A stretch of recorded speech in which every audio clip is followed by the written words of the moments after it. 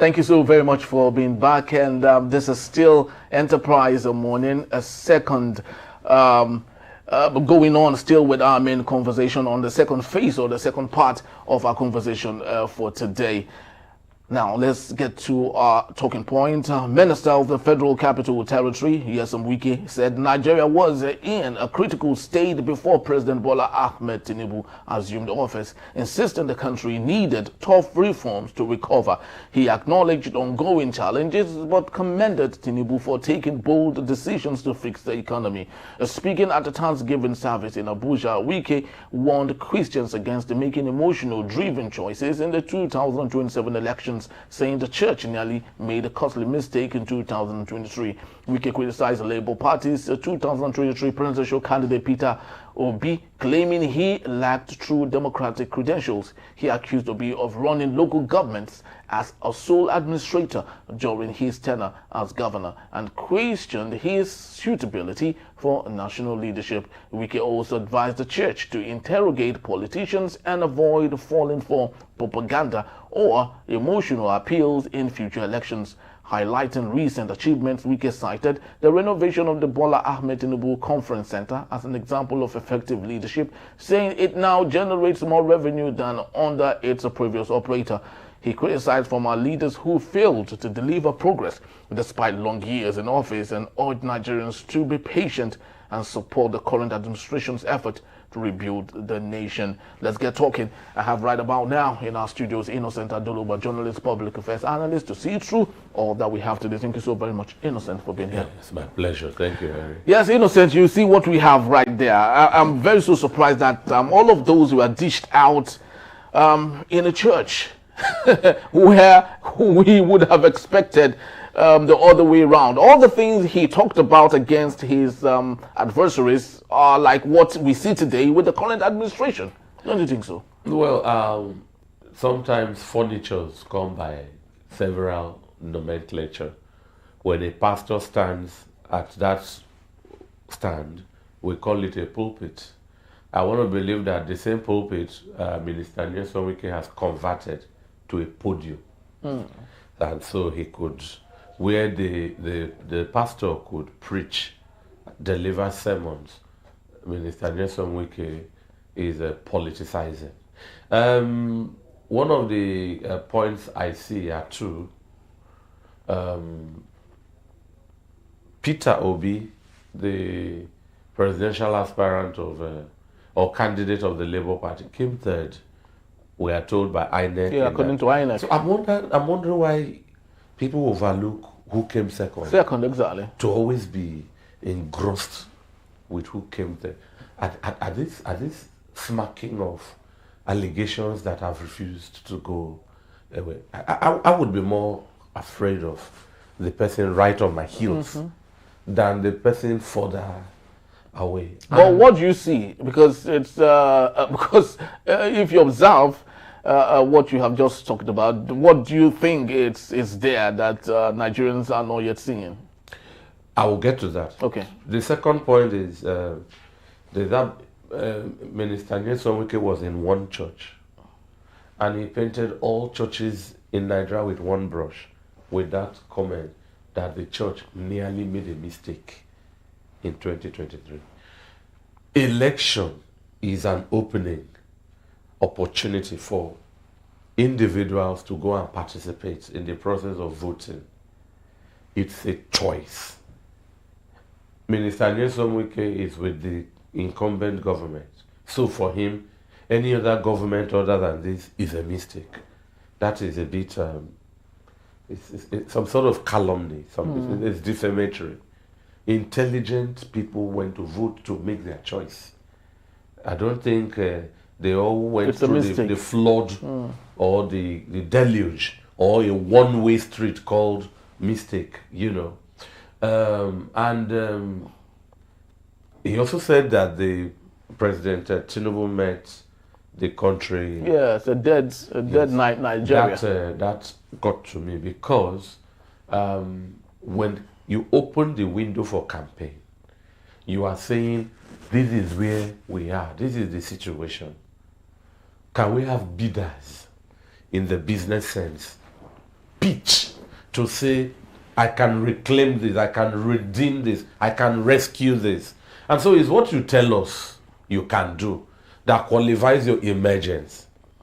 If leading to 2027, anybody, whether the new coalition, ADC, or the incumbent APC, or yet we still have alive the PDP, we don't know the health status of Labour Party, whoever you are, at campaign time, you dish out robust manifesto. Nobody at campaign time ever opens their mouths to say, oh, the country is in a bad shape. That's admitting defeat. And so you avoid that defeatist strategy, you get into power and reverse into defeatism. I think one of the forms of changing a government is election, if you run full cycle, or there are the encumbrances that can lead to senatorial or National Assembly impeachment. Or maybe this government can voluntarily resign if they are overwhelmed. Nobody in this government should be preaching or telling or communicating to Nigeria that the country was this when we came. The people who voted were aware of how the country was. You are in now. Fix it. You don't need to fix it overnight. The problems inherited are much. But you should be seen to be in the business of fixing.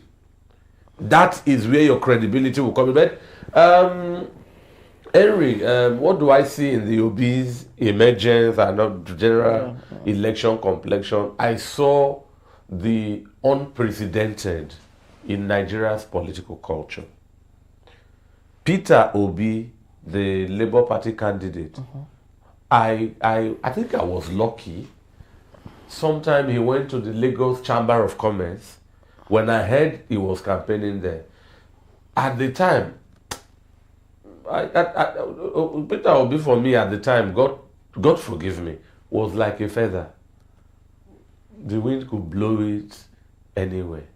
Someone said, that man is coming, let's go to Lagos Chamber. So he had no electoral value. Yeah, no. So and then I was in a panel where we were researching on the top 10 political candidates. Okay.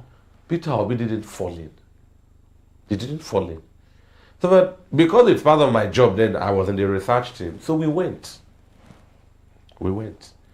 And that day, I sent a message to my wife. I told her, this man called Peter Obi is unfortunate. He's unlucky. He can never be president of Nigeria. Do you know, at that place, Peter Obi will mention a wastage conduit ongoing in the country, quantify it in dollars, and ask for the Naira equivalent. We were with calculators, young people. Before we got it, he has told us. And when you get it, it is the same. So I told myself that I think this man cannot win, because the things he says he will do translates to the equivalence of blocking wastages that are enriching people. And so I don't believe Obi can be president, because those people enjoying those wastages are powerful. They will not watch him enter and seal what. Obi did not lose the election for lack of the number of votes that can turn him in. His big fights, his battles were with the powers of the area. That was what I saw, and I'm telling you that's what I know. If Obi tells you he will give power, there are major people selling generators already that are mega billionaires.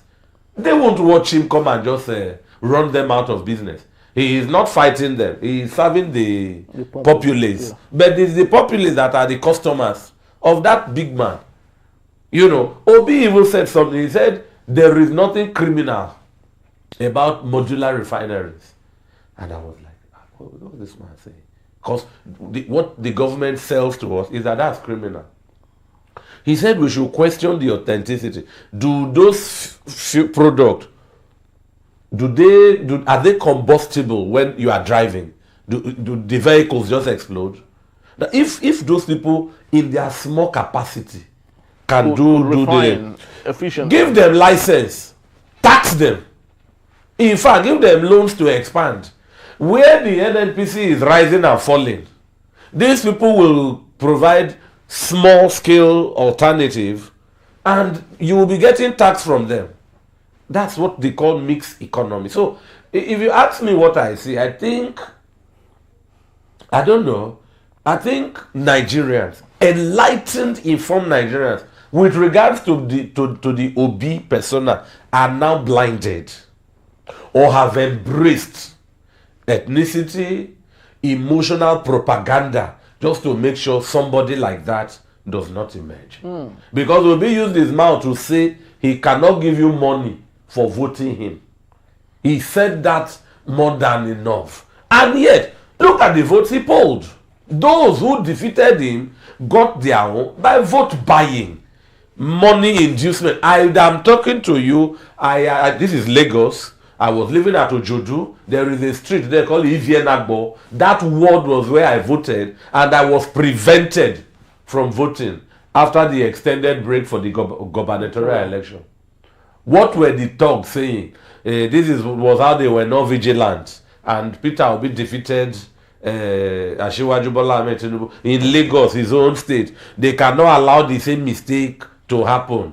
I don't want to go into expletives. Names they called the Labour gubernatorial candidate that time, Vivo Roads. Yeah. And I'm wondering, so you know Vivo's father, you know his village, and his son, the indigene of Lagos, his son is Omo Ali. I don't. So that's why I'm saying that we have resorted to mundane propagandas, emotional distractions, just to blacklist qualified people, people whose messages, whose manifesto smacks of hope. I was in Gombe State in 2022, and the name Gombe is northern Nigeria.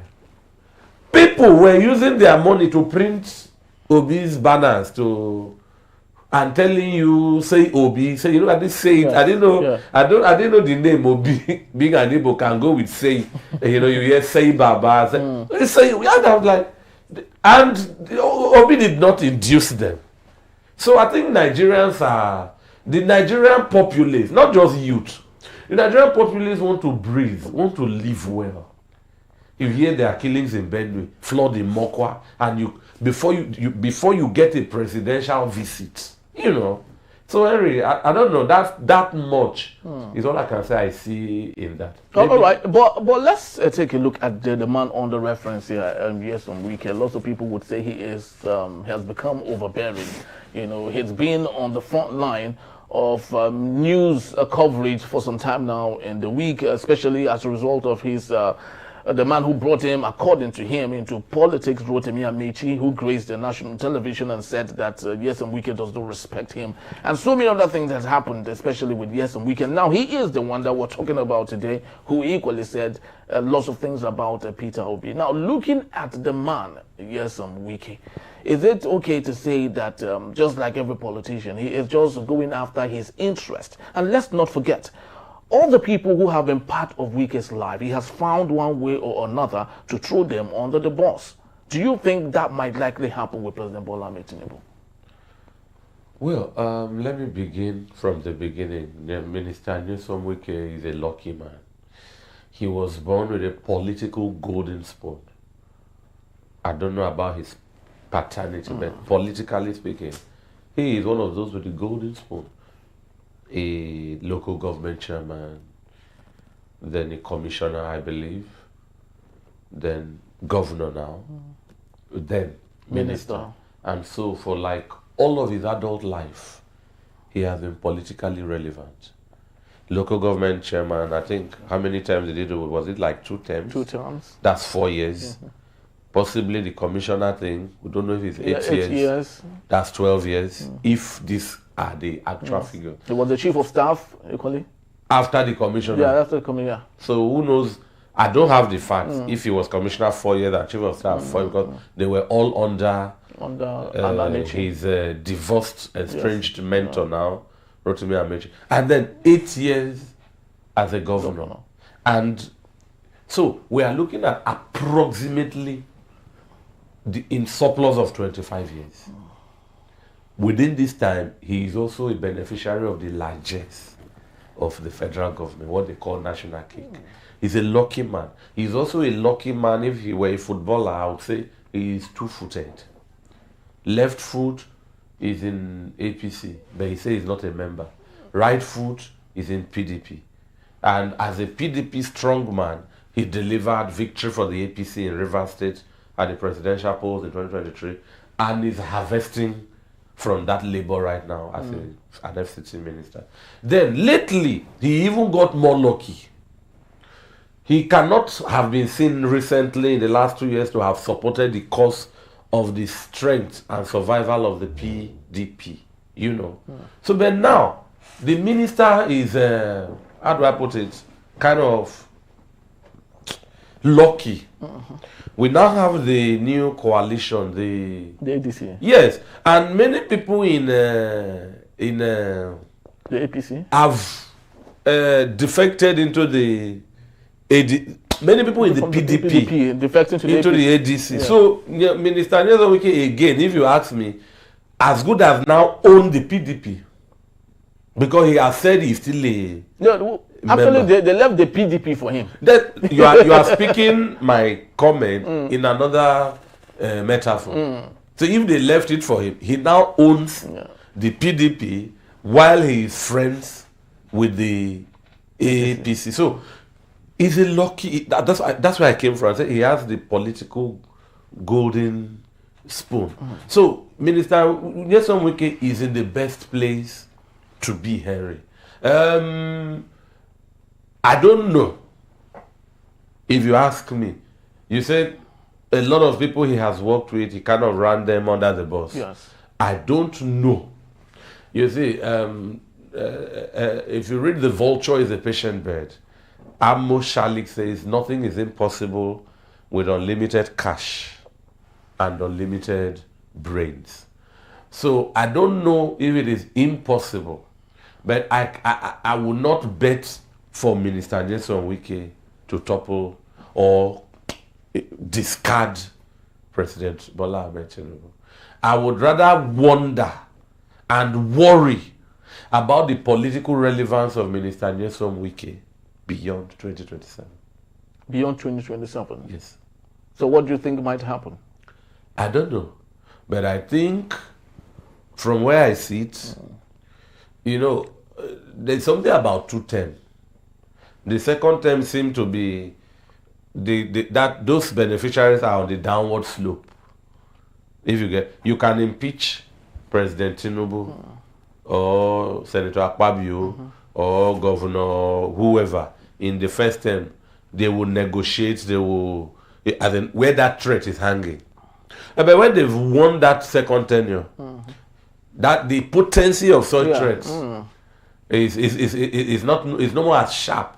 In fact, the sharp edges of that threat are now blurred. All right, so let's get to the ADC now, because it's ruffling lots of feathers as we speak. Before now, President Bola Ahmed Tinubu had assumed that it was APC or no other party. They didn't see this coming. At some point, even if he wasn't part of those that said that one party state was good enough, according to a former APC governor Ganduje, he said publicly wipe them clean, which means he could get as much people as he wanted. He never saw the ADC coming. Right now we have the ADC. What calculative or calculated damage do you think the ADC might possibly do for the APC going forward to 2027?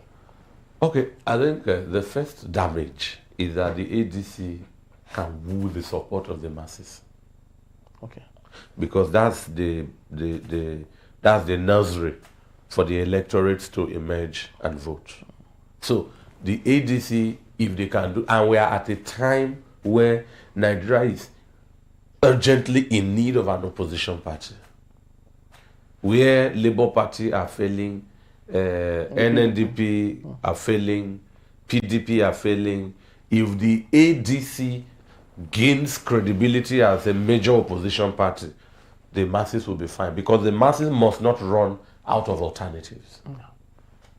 Now, two, Nigeria is a place where you have crop rotation.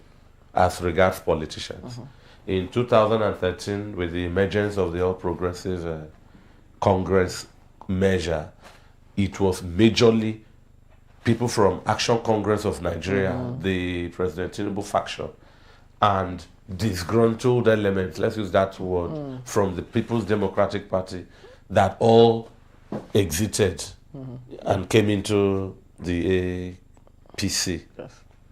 Leading to this now, know that preparatory to the emergence of the APC, the PDP stalwarts had coasted the Nigerian political terrain and ruled for over 16 years. They carried those skills plus their new emerging political partners and defeated the PDP. You know, there's this song, I don't know who sang it, but my daddy used to listen to it. Who know man, na in the kill man. So the PDP people who know themselves, the same book, The Vulture is a Patient Bed, there is that comment. Every fortress has a soft underbelly if you know where to look. So those in the PDP who crossed into the APC knew where to look. They knew the secret vaults. Plus the political sagacity of His Excellency President Bola Ahmed Tinubu. Don't not to take anything from him. The APC won. So today, what can the ADC do to the APC? Again, people of the APC and political nomads from the PDP who go here and there are crossing again into the ADC, once again with political secrets. Yes, from the APC. You don't just cross and you lost your memory, you know. So they are coming in with strategies of the APC from 2013 till recently. Unfortunately, we do not have Mr. Onokpasa. He's late now. I remember just before he died, he said that they were the ones that put Tinubu there, and they would do everything to make sure they oust him. Of course, he's not here to see that happen. If he was to be around, he would have been one of the major stakeholders with the ADC. So is it possible to say that these people, especially with El-Rufai, who of course made possible the Muslim ticket, now with the ADC, that the opportunity is even glaring enough to believe that the ADC might oust the APC, which is why people in the APC are all scared? Well, it's worth being scared if you are in politics and you see something nearly your equal or a big force emerging. You have to worry. It's a big concern. If you look at the Onokpasa name you mentioned, God rest his soul, Perry, there are many more angry living Onokpasas. With the APC?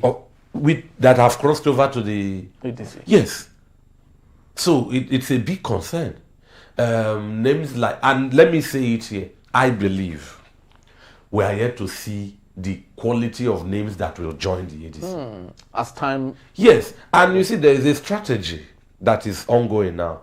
In the days preceding 2015, as soon as you merge into the APC, it's like your party died. Like we no longer have Action Congress of Nigeria, ACN. You die.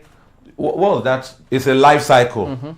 So the mutation, for you to morph from stage 1 to stage 2, you shed, like a snake shedding skin, or a butterfly life cycle. So by the time the ACN not die, by the time you are dropping the toga of ACN, you are putting on a fresh toga of APC. In this one, the politicians are telling you, I am still in this party. Yes, they didn't. A new strategy. No, I didn't leave Labour Party or even PDP. Or even APC. I just joined this one. We are negotiating how it will move. That's another killer strategy. So this government, we are used to that threatening comment. Go to court. If you want to, let me use the word, purge ADC defectionists from APC, go to court. If you want to purge them from Labour, go to court. They are running their show the way they want. And as long as the rules in the new ADC takes them, so be it. 2, I think the person that will win the 2027 election, I think, today is 8th July 2025. I think whoever will win the 2027 election is the person that is in charge of manipulating INEC and political thuggery. And who do you think that might be? Because the biggest problem with the ADC right now is not the people, because everyone is going on the side of the ADC. Now, the biggest problem that it's been insinuated they would have is the judiciary, number one, and INEC, number two. So how do you think that was even possible against Goodluck Ebele Jonathan? Well, there are infiltrations. Because Jaga was appointed by Goodluck Ebele Jonathan. There are infiltrations. The same Jaga made it possible, of course, announced the new... Henry, there are infiltrations. My faith tells me there are usually wolves in sheep's clothing. And so, we should think of those days and also fear for the incumbent party. Yes. So we should think. In my village, the proverb says, that thing that happened to the white pot, it became black. That thing that happened to the black pot can also happen to the new white pot. So, you will feel the pulse of, as we are now, Nigeria is bleeding. There is nothing anybody can say to me. And so the country is... Even if Nyesom Wike says the opposite, that things are better, things are good, the economy, that President Bola Ahmed Tinubu has repurposed Nigeria. He made a dead country and he's beginning to take it to a place where everyone would be enjoying. It's a long-term dream and all. Okay, so Nyesom Wike can prove it this way. He should do... The people are enjoying now. That's what Minister Nyesom Wike said. So he should take a people's test and feel the people's enjoyment. He should drive alone for 1 week in a non-bulletproof car without any bodyguard. If you have nothing to fear or hide, what are the security people doing for you? He should go to filling stations when that vehicle is empty and buy fuel by himself from his money. Of course, wherever the money comes from, he should do that. He should leave Abuja and go to his place of origin and live there for that 1 week. He should leave Abuja and travel by road to his place. That's the people's enjoyment of the country. When the 1 week is done, he should leave that place by road and go back to... So, the people he says President Tinubu has brought succor and enjoyment for, he becomes one of them ordinarily on that level. Then, in all honesty, he should recount his experience. That's a tall dream, actually. One would ask, is it ever possible for a leader, to ever take that test and hopefully come give accounts? Because what the results I know we're rounding up. Yeah. This is the reason.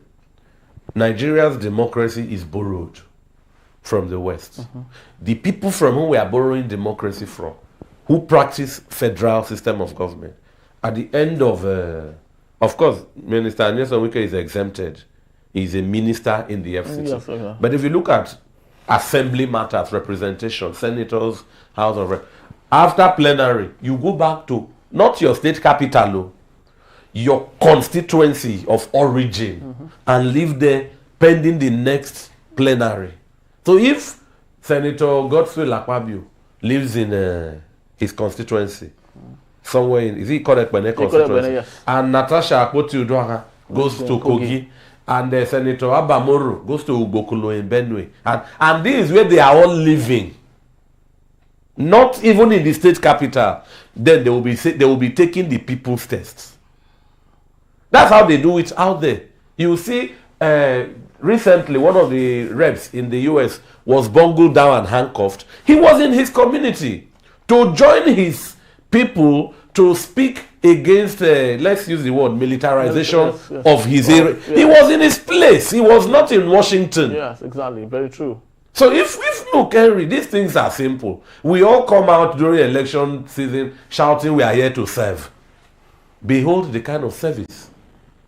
Just look at it. And that's where a minister Nyesom Wike, with all the toga and protection of office, can speak for the people. Which people? Which people? Is it for me and you? Are we living, you know? That's a superficial toga of credibility.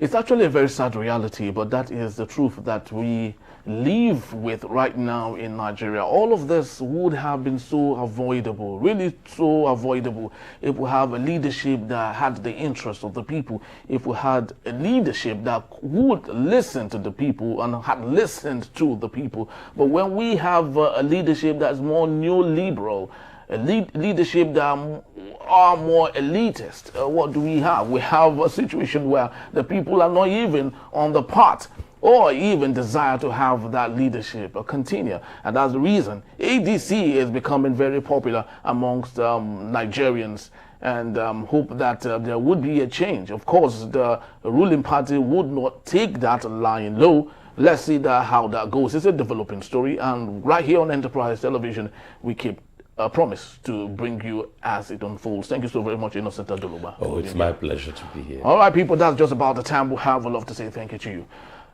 Please do well to visit us if you may. You can always find us at enterprisetvnews.com. You may equally like, comment, and follow us on all our social media platforms at Enterprise TV7.